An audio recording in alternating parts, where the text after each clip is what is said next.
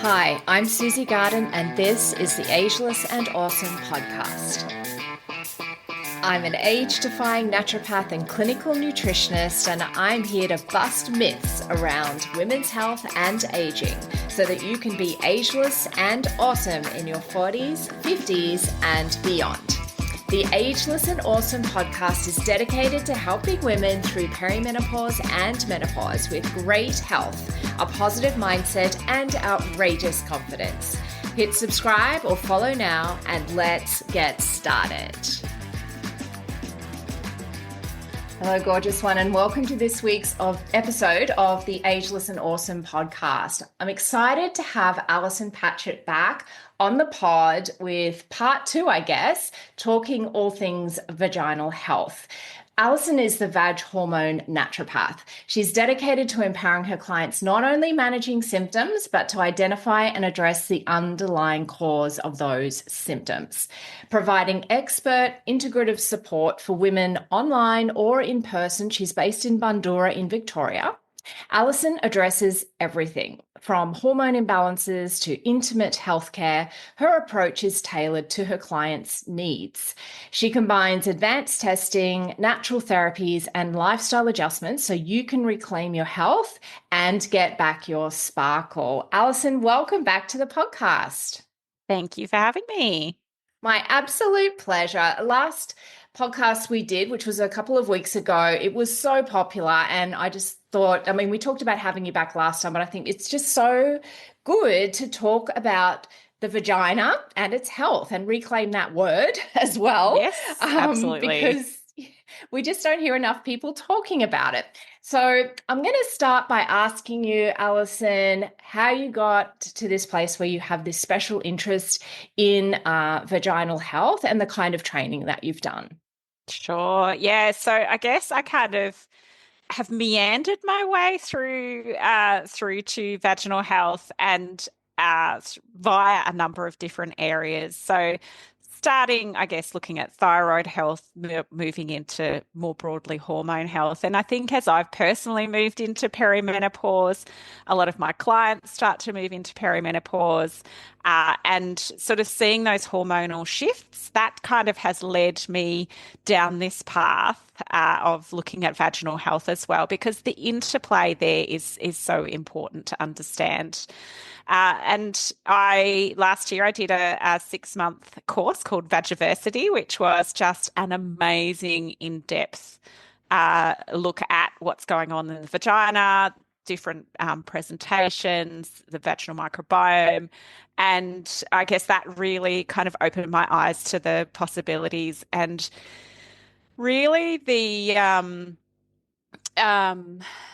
all of the different things that can happen in that area, I think, which we don't appreciate on a broader scale as much. It's kind of a bit hidden from view in a lot of ways. There's definitely, an area that we always need more research into women's health, don't we? But particularly with vaginal health. And so it's become a real passionate area of mine to make sure that every woman feels really special and amazing, including with their vaginal health. Yeah.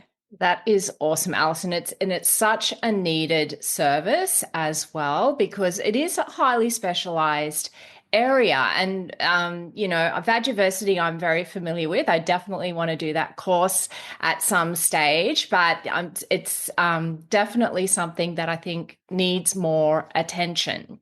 So following on from the last episode that we did together, Alison, is we wanted to talk today about bacterial vaginosis, also known as BV. And it is a big topic. We kind of ran out of time at the last podcast because there were so many things to talk about. And it is something that I'm hearing a lot of my friends talking about it, which that's fairly new for me, to be honest, to hear women actually talking about it. And there seems to be a lot of women that have it. So let's start, I guess, with what is bacterial vaginosis, or BV? Sure. So it is a pathogen-induced situation, I guess, that goes on in the vagina. So there's a few. It's where there is a shift in the flora in the the vaginal microflora. Sorry, Yes. No, getting you're a bit right. tongue-tied there. And what happens is that when that shift occurs, some particular species bacterial species start to take up residence. So we Mm. start to see things like Gardnerella and Prevotella, Atopobium, Streptococcus, a number of different species. And it's the combination of the species and when they get to a certain level that we start to identify that as being bacterial vaginosis positive. Mm. Yeah, so Mm. it can be a real challenge because these species do tend to kind of cluster together and create what's called a biofilm, which can make them a little bit more tricky to treat. But it is super Mm. important to get it diagnosed and treated properly because it can Yes. have some quite significant long-term health implications as well. Yes. And that biofilm means that they're kind of protected, aren't they? Within that biofilm. You've got to Yeah. break down the biofilm in order to get to them to Yeah. actually treat them, Yes, which, that's right. yeah. Mm. Yeah. So it can be a And bit of a few steps involved in doing that. Yeah. yeah, yeah. And so obviously we can test for Yes. those microorganisms. So can you talk a little bit about how that testing happens? Yeah. So with a vaginal microbiome test, what we're doing is we're taking a swab of the inside of the vagina. So And the client um, does that. the client, yes. Yes, absolutely. So the great thing with the test kits that we use, some clients will go to their GP and their GP will do the swab for them. But certainly for a majority of my clients, I'm organising a test kit to be sent to them. They do it in the privacy of their own home, ideally when they're most symptomatic. And I think that's an important thing to note is sometimes with these conditions that symptoms ebb and flow. And Mm, when their symptoms are at their kind of peak is when the best time to test because that's going to tell us a lot more about what's going on as mm. well. So it's a really simple test to do. I have done it myself to check out and see how it Yeah, all works because I like to yeah, do that to know what I'm telling my clients. yeah, And yeah, the instructions are really clear. You do it in the privacy of your own home, send it back off to the pathology lab, and we get a report back, which is mm. quite detailed in telling us what's actually going on there. Yeah. And it's just a swab, isn't it? It's just Just a inserting swab. a swab. Yeah. Yeah, It's like a yeah, big Q-tip, and you yeah, just insert it a few centimeters into the vagina, kind of wipe out the vagina wall, and then pop it in its yeah. little case and send it off. Yeah, lovely. Yeah. And so, what are the symptoms that women tend to describe when they're in that sort of a high symptom picture of BV? Stay with us. We'll be right back. How would you like to have increased energy, balanced hormones, glowing skin, and your ideal weight in just 3 months? Sounds awesome, right? Imagine having your very own hormone balancing and weight loss strategy totally personalized to you based on your body biochemistry to release excess weight, say goodbye to pesky perimenopause symptoms, and decrease inflammation in your body, which of course leads to decreased inflammaging. That's right, ladies, there are age-defying benefits as well. Oh, and of course, you have me at your fingertips for expert support so you never feel stuck or confused. I love supporting women on their weight loss journeys, and I've packaged up the award-winning Metabolic Balance Program with my signature hormone management system, giving you the Glow Protocol. This 12-week one-to-one coaching program is you and me, nailing down your health and weight loss goals, creating your personalized plan using your blood tests, a thorough health assessment, and your food preferences. And then we get started with me supporting you every step of the way. Even if you've tried everything, even if you have resistant weight and complex medical conditions, the power of personalized nutrition, mindset coaching, and my support is transformational and gets results. And I'm not even exaggerating, even if I do say myself. So if you're ready to embrace feeling like your younger self again, lose excess weight, manage health conditions, and regain your confidence, you can just DM me at Susie Garden Wellness or email me hello@susiegarden.com, and I'll pop a link in the show notes. Yeah, the symptoms can vary a little bit, but there certainly is a common cluster of symptoms. So the first thing that I often hear about is a strong odor or a discharge with a strong odor. Mm-hmm. So the discharge is generally light grey. It can be white. But it's the odor that makes it different to, as well as the color, the odor that makes it different to the regular white or clear discharge that you would get through fertile, what you would expect to see with fertile mucus. Mm-hmm. So the fertile mucus is not going to have any particular odor, whereas the bacterial vaginosis, the BV discharge, absolutely has an odor. It might be a mild odor or it might be quite strong, depends on the person. Yeah. There's often burning or irritation around the vagina and vulva, and I think this is where it often gets confused with thrush, is the colour of the discharge plus the irritation, and that's where we can start to see some confusion coming in. There can be burning during urination. There's generally a vaginal pH that's quite alkaline, and we need to make sure that, someone might experience one of those symptoms or they might experience all of them, or, something in between.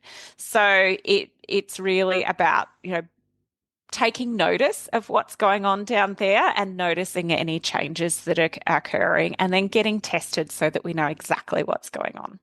Yeah. And this is the thing, is knowing what is your normal and what is then abnormal, and not ignoring those changes, because I think a lot of women just go, oh gosh, I just hope this will go away so then I don't have to deal with it. Yeah. Or they think nothing can be done if they've had an experience with a healthcare provider where they haven't really had a good outcome, or they feel dismissed.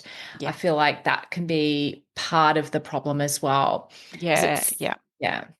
I agree completely. And I actually had a client not all that long ago who just said, I always check in with my clients on their vaginal health, always, whether they're seeing me for something else or not, that's always something we check in on.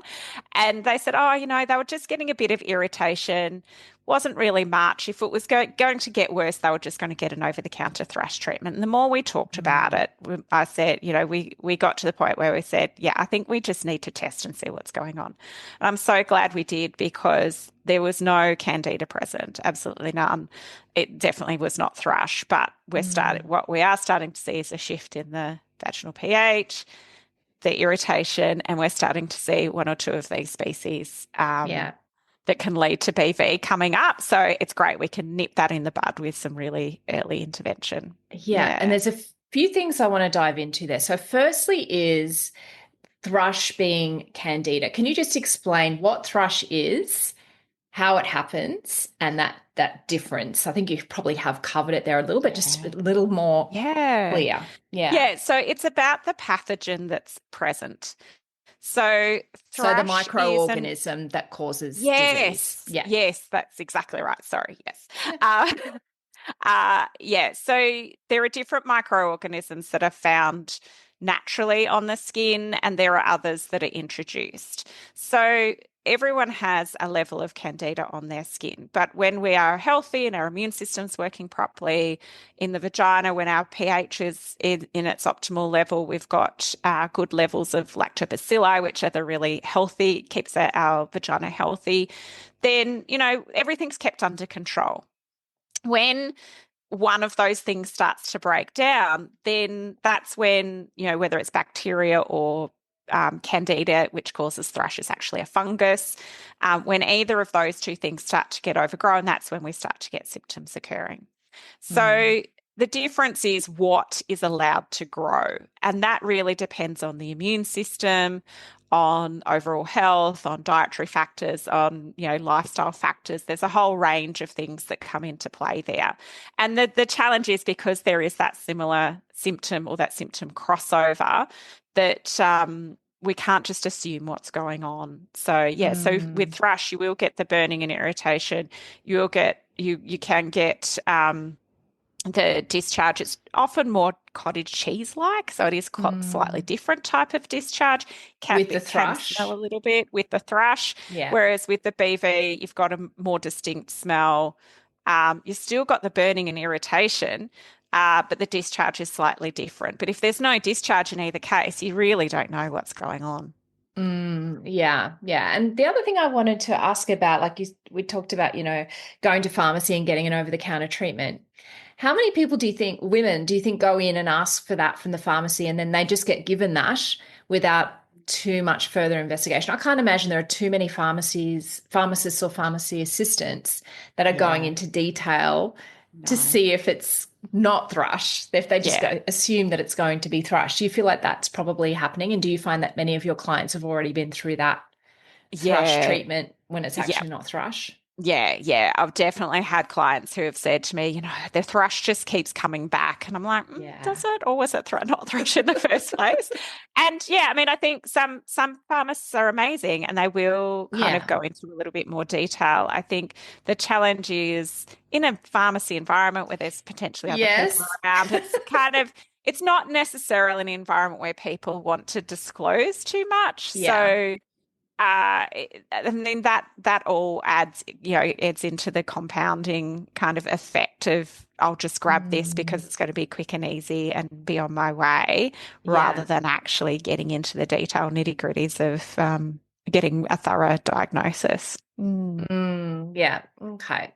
So you also mentioned about some different influences on the health of the microbiome, I guess the vaginal microbiome. Can we talk a little Yeah, bit more about it? I know we talked quite a lot about the vaginal microbiome in the last podcast, yeah, but let's yep. talk a bit more about what influences it, because you touched on a few things there, like diet, lifestyle, etc. So can you tell Yeah. us a little bit more about that? Sure. Yeah. So there's definitely a few things. So things like stress and smoking will make a big difference.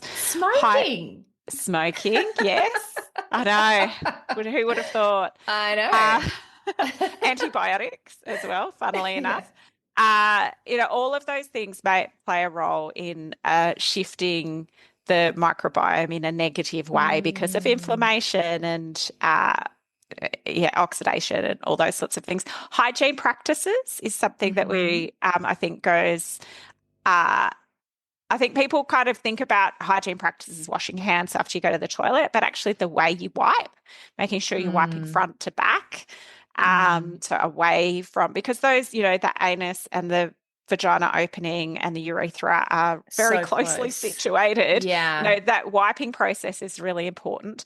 But even thinking about the hygiene practices around anything that's inserted into the vagina as well. Mm, So whether that's, or even on the vulva, on the outside part. So the vulva is the outside part, the vagina is the inside part.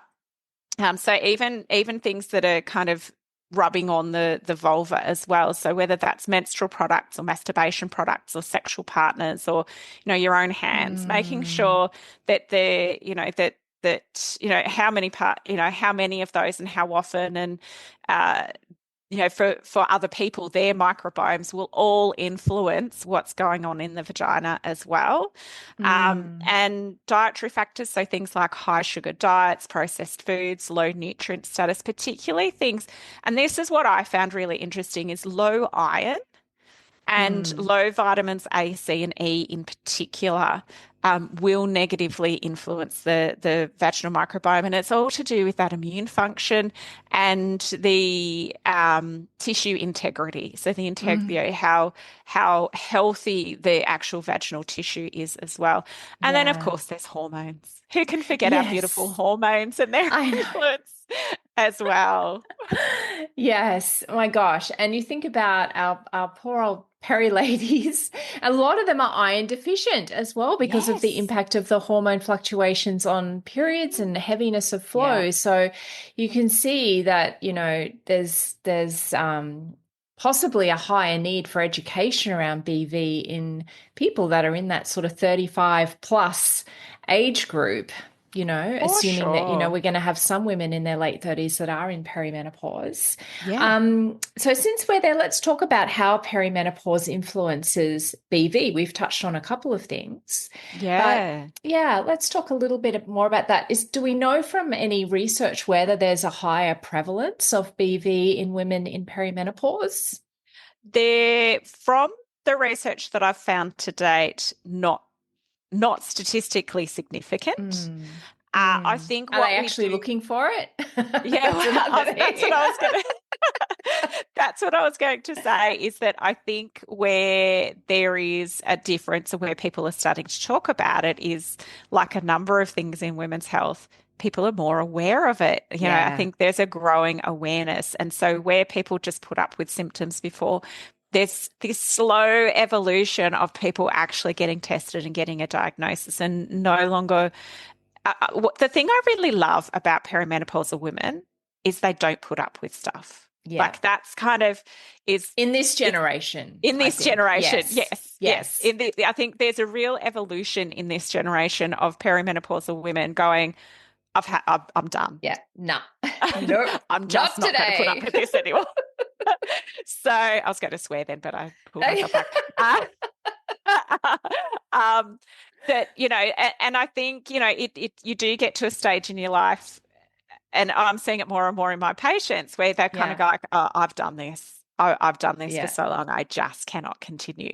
And so Yeah. I think that is probably where we're seeing the shift more than it being an increase in prevalence in the community. I think it's an increase in awareness amongst Mm. different groups of women.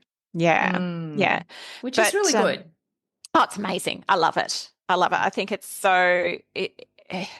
if we can't advocate for ourselves in this time of life, when can we? I think it's Exactly. there has to be a point in time where we can start to do that. And the more people do it, the more, groundswell that creates for women to advocate for themselves more and more in Absolutely. all areas of their lives. So yeah, for sure. Yeah. And that's why, speaking about on podcasts, looking to influencers that are in our age group that are going through this and that are openly talking about it is so valuable Yeah. for all of us that are going through it. Yeah. So, yeah, that is awesome. So, Yeah. when we talk about hormone or perimenopause influence on BV in Yeah. terms of the hormonal aspect of it. I know we talked a lot about hormones last week, so potentially we've covered it already, but just for people that Yeah. haven't listened to that past podcast, can you talk a little bit again about how the different hormones that are fluctuating and changing in perimenopause are influencing the vaginal microbiome and Yeah. vaginal Yeah. health just generally? Yeah. Yeah. Yes. Yeah. So we have this thing called the genitourinary syndrome of Syndrome. Yeah. menopause, I which can see your what a eyes going. beautiful, I know, what a beautiful name that is. Yes, And GSM. Let's call it GSM. GSM. Yeah, GSM. That's much easier to say. And it's really where, as our estrogen starts to decline, the protective effect of estrogen, don't we miss estrogen once Don't we, we? Yeah. um, the protective effect of estrogen is impacting our vaginas in a big way. So estrogen and you can see shifts in this across the menstrual cycle at younger ages, but certainly in perimenopause, because those swings of estrogen become much greater, as the estrogen declines, that main food source or the support for one of the main food sources of the lactobacilli, the really good bacteria that protects our vagina, starts to decline as well. So estrogen influences the production of glycogen. And glycogen is a really big component of that mucous membrane, that mucus layer inside of the vagina, which helps to feed and protect that lactobacilli and keep the vagina healthy. So as our estrogen levels decline, we get less mucus being produced, our glycogen levels decline, and so we see a shift in the lactobacilli levels, and that leads to a change in the vaginal pH. And that then gives an opportunity for all of these other bacteria and fungi and things to start to take over a little bit. Yeah.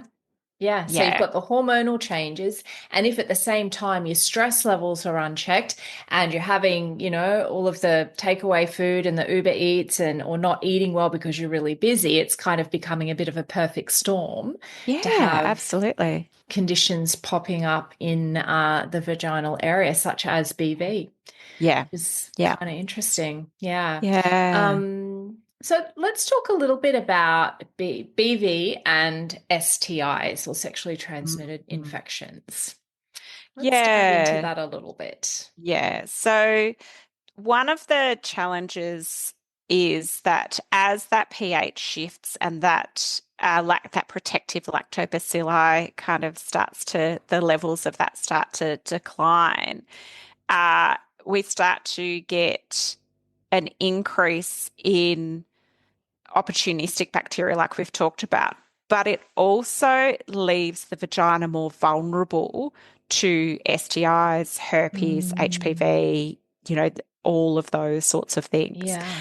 And then STIs can then, as well, in and of themselves, really upset the vaginal microbiome. So it ends up, adding to that perfect storm that we were talking about Mm, of not just being more, the immune system not being as helpful in that area and allowing these other pathogens to take hold or these other bacteria and things to take hold. But also then that creates more dysbiosis or imbalance in the microflora, which leads to there being more opportunity for more bacteria to flourish. yeah. So, yeah, so it can actually be quite a Yes. cycling effect. Yeah, Yeah. which is Yeah. not pleasant for anyone at all. No, not at Yeah, all. yeah, Not at all. Okay, so we've talked about symptoms, we've talked about the microbiome and some other factors that can influence vaginal health and BV specifically. So, what are some of the treatment strategies that a naturopath can employ, and hmm how might that vary from what you might see in the medical model? yeah. So the medical model is really about antibiotics. Hmm.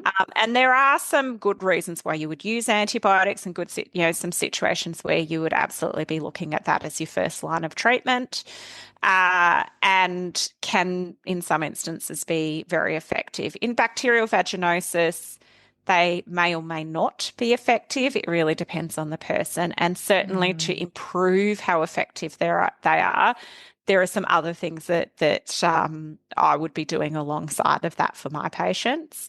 From Mm. a naturopathic perspective, the first thing we want to do is soothe the tissue. So we want to soothe any irritation, start to build up the beneficial bacteria so that we can regulate their pH, because that's going to help to create an environment that is harder for that bacteria to thrive in. Yeah.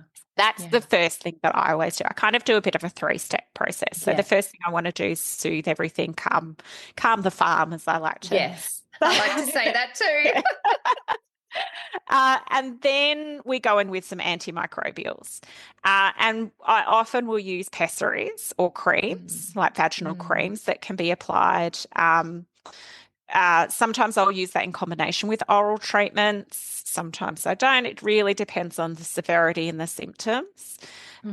And then we want to retest. So we'll go through a process. It might take a few months. We'll make sure there are no symptoms present. Or if it's going on for a little while, and the symptoms have shifted, we will retest, see what's going on, what's reducing, what's not being effective, because there are often a number of different herbal combinations, herbal antimicrobial combinations that we can use. So, garlic might work really well if it's a lower level, but we might need some more potent herbs if it's, Mm. if it's higher doses, or depending on the combination of species that are there, will kind of determine that. Yeah. And And that that's that taken should orally? uh, either in a pessary, or it can be Okay. taken orally, or sometimes it's Hmm. both. Yeah, Yeah. I do a lot of local treatments because I find that's often will get a much faster result. So we can Mm. definitely work orally. I've had a few clients who pessary is just a pessary is basically like um Like a coconut oil tampon. capsule, like like a tampon that you Yeah. stick in there and then it melts and the Yeah. good stuff kind of just stays in there. I've had a few clients who that just wasn't going to be a suitable option for. So we did some topical creams externally and we did a lot of more oral work. And that does Mm. take longer, but it absolutely can work. So it really depends on the person sitting in front of me as to what combination of treatments specifically we'll Yeah. use. But that's generally the process that I'll go through. And then what I do find often with the vaginal microbiome is because of those lovely biofilms that we talked about at the start, Yes. when we start to break down the biofilms, we often see a different level of bacteria because things hide in those Mm. biofilms. Mm. And so I often find the first on a retest, it will look quite different. Mm. Um, and so, which is great because then we can see what's, even more about what's going on. We can adjust our prescription and our work accordingly and keep going till we've got everything. But, for someone who has mild symptoms, it's often a very short process. For Yeah. someone who's had symptoms for a lot longer or has more complex things going on, then, it's going to take us a little bit longer to get to that end result. Yeah. So one of the key take homes there, I guess, just to make it clear for the listener, is sometimes you can be tested and part of Mm. the treatment breaks down the biofilm, which allows on the retest for the bacteria that was hiding in the biofilm to be actually then to be To captured, show I up. guess, on the swab. Yeah. So it's not necessarily a bad thing if you've No. started treatment, then you go, oh man, there's more bacteria or different bacteria now than there was originally. That's not a worse outcome. It's just No. that we're breaking it down Yeah. and accessing it so it can be Yeah. treated, Yeah. which is a good thing. And I make sure I talk to my clients because the worst thing if I was the patient, that would, I'd probably freak out a bit. So I always Yeah. make sure I tell people about that because I think it's really like I get really excited because I'm like, yes, we know what we're doing is working because we're Yeah. breaking the biofilms. We're getting to that Yes. those target bacteria. So yeah. Which is awesome. Yeah. And you mentioned before, like even with conventional medical therapy, such as antibiotics, there are other things that you would do alongside that. I think you might have been Mm. referring more to dietary and lifestyle changes, but Well, if you could clarify. even Mm. intravaginally, because particularly where there is like Gardnerella, for example, Gardnerella is one of our main BV pathogens or Yeah. bacteria, and it is a great one at producing biofilms. And so, Mm. what we can do alongside the antibiotics is introduce a biofilm breaker to specifically break down that Fantastic. biofilm, so that the antibiotic can do a much more thorough job of getting rid of that bacteria. Amazing. Amazing. And Yeah. I guess also you'd be working with gut health as well and making sure, Oh, because we know totally. that when we're on antibiotics, it just wreaks havoc with Yes. our normal bacteria and Yeah. our gut health, as well as, Yeah. doing what it needs to do in the area, in this case, the vagina, to make the Yeah. body healthy again. It's always a bit of a double-edged sword, isn't it? That, Yeah. sometimes we really absolutely need to take the antibiotic, but we know at the same time we need to support our Everything else. healthy microbiomes that exist all over our body to make Yeah. sure that's not getting broken down and then potentially causing other problems. Yeah. So as well as using other ultra intra solutions alongside the antibiotics, in terms of Yeah. dietary and lifestyle Yeah. changes, what would you generally, and I know everyone's different, but generally be Yeah. recommending for women? Yeah. So definitely looking at, reducing processed foods and refined Hmm. sugars in the diet. Hmm. That's not to mean that, they can never have a sweet treat or anything like that. It's about moderation and making sure the bulk of the diet is whole foods. And from a lifestyle perspective, we want to check out what's going on with stress. We want to Mm. look at, are they moving their body? How's their digestive system working? Are we eliminating properly, removing those waste products, all of those sorts of things, Yeah. because we're not just a vagina. We are a whole Yes. person. uh, and I don't think I don't think I've ever had someone come to me and say, "No, the only thing that is wrong with my body is that I've Is got this that. vaginal irritation." There is always more than one thing. So it's about realigning the whole body and really supporting that whole body wellness, Yeah. not just looking at the person and going, "Okay, well, it's the vagina, so that's all we're going to treat." It's never that straightforward. Absolutely, absolutely. And also, like we mentioned in the last podcast, even with clothing and clothing choice, can you talk to Yeah. that as well, like with activewear Yeah. and underwear and all the things? Yeah, yes. So cotton and bamboo are your best friends.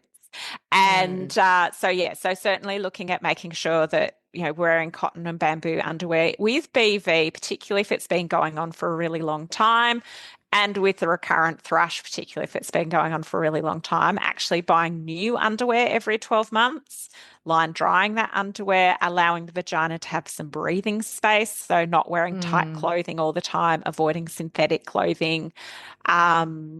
Commando is great. So if you can avoid wearing underwear at night, that is gold. yeah. You Yeah, mean and just, overnight in bed? in Yes. bed. Yeah. Yes. Yep. Overnight in bed. Mm, And natural fibers. Natural yeah. fibers are the best friend. And, you can get cheap, quite, 100% cotton underwear at Kmart. So like Yeah. it doesn't need to be expensive. We're not Yeah. talking about expensive interventions here.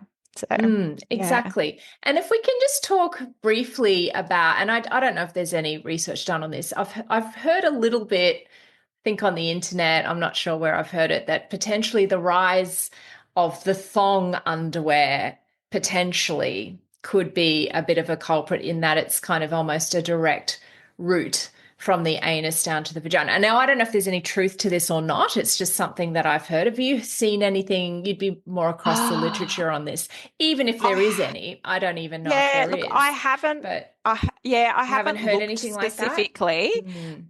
but I think if you think from a practicality perspective, a thong Mm. is going inside the butt Yeah. cheek, so it And is it's rubbing touching in the that anal flesh. area. Yeah. So Yeah. there is definitely more potential for Yeah. Some for cross there being, contamination, maybe. some cross contamination there. Might be a nice I way to put it. Yeah, that's right. That's right. So yeah, I mean, Mm. part of that comes down to cleanliness Yeah. in general, but I haven't seen anything specifically. That's not to say that it's not out there. It's I haven't gone Mm. looking for it. So Yes, and I I'm will so have sorry. It to. just popped into my No, head, and that's I okay. can't remember where I heard about this and if it's No, even a that's all thing good. or not. Yeah, look, I've heard it too, and I You think, have? Okay. yeah, Mm. and when I think about it, I think it would make sense for there to be, particularly in a sensitive person that's already, Yeah. got some of those risk factors going on there. Yeah, and if I think about, I mean, I'm getting a bit graphic here, but being in Queensland, for example, where it's pretty sweaty in summer, like we know Yeah, that bacteria really love a moist, warm environment. So if we're yeah, providing more of that rather than underwear that's not sort of sitting so close to the skin in those areas, you would think that it would provide a bit more of that area that bacteria like to really thrive in, and fungi and all of the yeah, things. yeah, But definitely, yeah, something to think definitely, about anyway, particularly if you're yeah, getting recurrent, I guess, infections. It might be something to yeah. consider avoiding the thong underwear for a little bit and see if that makes a difference. Yeah, yeah. I think it's particularly where there's any recurrent issues, you definitely Yeah. want to eliminate anything as an issue that you possibly could. So yeah, I'd be avoiding the thong Mm, underwear yeah. as much as you can. Yeah, Mm, awesome. So I guess some of the take homes, and in particular, I guess one that I wanted to kind of reinforce was that natural the natural approach to this and natural medicine approach to these sorts of infections can work beautifully alongside the medical approach and in fact mm, enhance the effectiveness mm. of the Yes. medical or pharmacy kind of treatments if we're talking about thrush. So I guess my message would be, to a listener, like, don't hesitate. It's not Mm. like one or the other. I think you'll get a No. much better response from your Yeah. body if you're utilizing all of the natural health methods, particularly, looking for a naturopath that has done Vagiversity.